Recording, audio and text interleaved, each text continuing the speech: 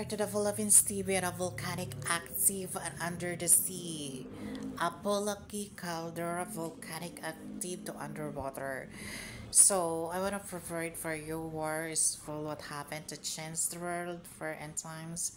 But directly to China missile underwater submarine in Russia is target the volcanic caldera Apolaki in Philippines Sea.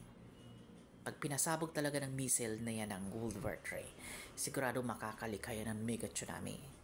Pwede gawin ng China at Russia yan para manalo sila sa Amerika at sa Philippines. Diba?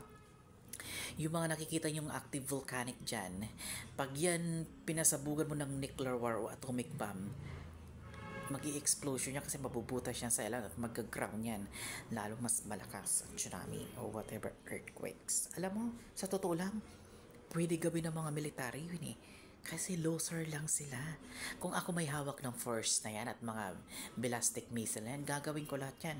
Lahat ng volcanic sa Philippines, pasasabugin ko ng ballistic missile. At sa Amerika, lahat ng bansa. Maraming pwedeng gawin para ma-destroy ang earth na to. Loser lang kasi kayo, believe kayo. Mas mabilis ka sa moral, sa mga lablab na yan, kaya dumadaming populasyon, sa mga maruming yung bayag at poke. Diyan kayo magaling, di ba? Evil. Everyone else is your evil now. Thank you.